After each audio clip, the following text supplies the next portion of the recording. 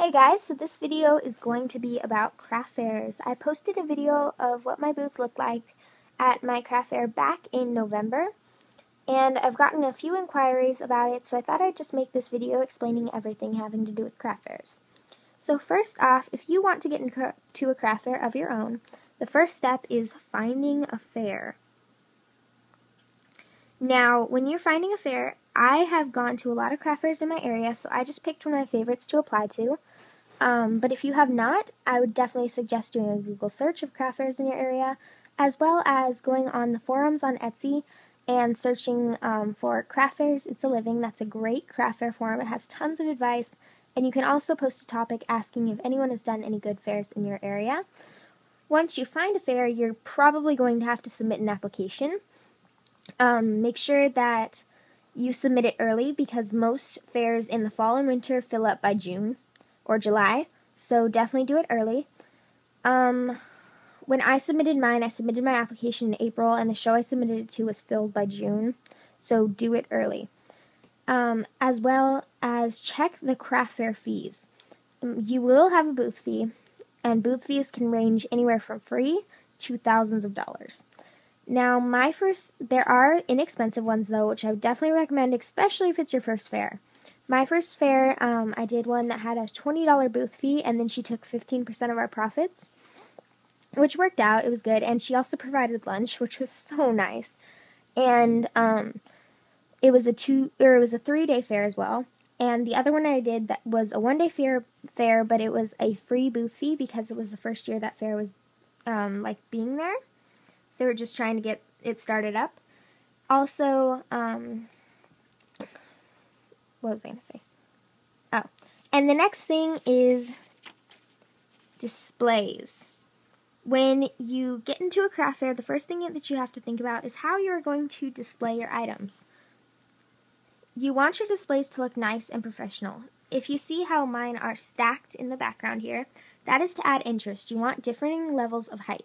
When you go to a chain store, they have items of all different heights displayed to your eye, and that's pleasing to the eye. You want to do the same thing with your booth. Make sure everything is not just laying flat on the table. Have it raised and such.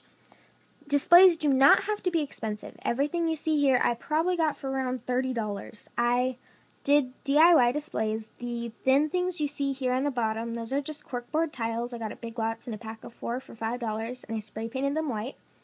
These raised tier things are stacking crates that I got at Michael's for $3 for the entire pack.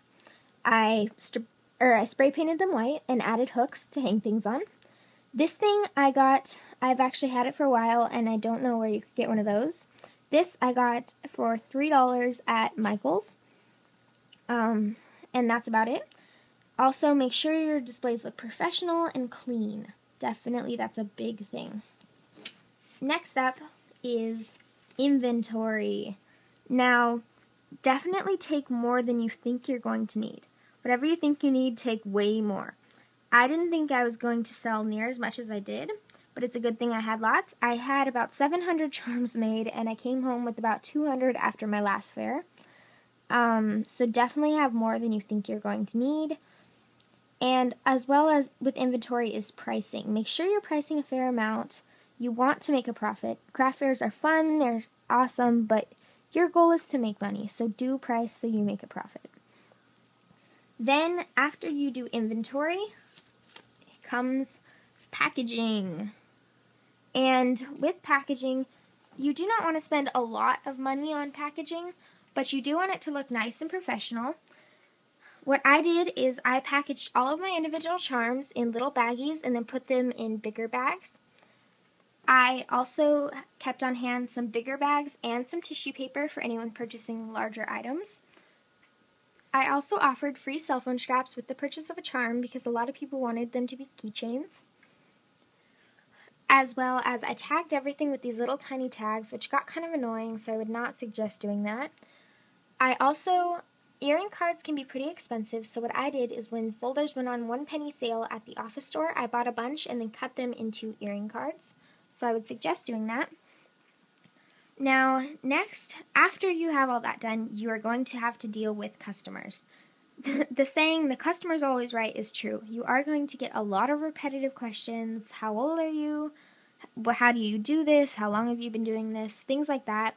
Make sure you are kind and courteous. You may get that question 300 times in a day, but answer all of them with a smile. Definitely get customers involved, get them talking to you. The more they talk to you about your product, the more likely they are to buy something. And don't just sit quietly in the corner when customers come in your booth. Make sure you talk to them. I usually start a conversation by saying something like, I hand make all of these out of Palmer clay, or something along those lines. And that really gets them involved in your product and in your story, and that is more likely for them to buy. After customers are just some extra tips that I have. Make sure everything is clean. Always have extra stock if you can. Have prices clearly labeled. I know I don't right now, but this is because this is not an actual craft fair. This is just set up in my room. And one of the biggest tips I have for you guys is have business cards. Make a cute little business card holder and have business cards.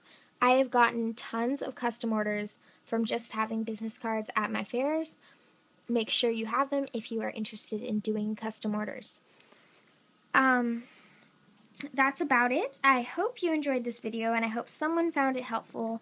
I also did this little sign with my business name on it, and that I hand drew that and then got it laminated at Staples for about $6, so that was pretty cheap. I hope you enjoyed this video. I hope I helped somebody. And if you have any more questions, just post them down below. I will try to answer them as best as I can. Talk to you guys later. Bye.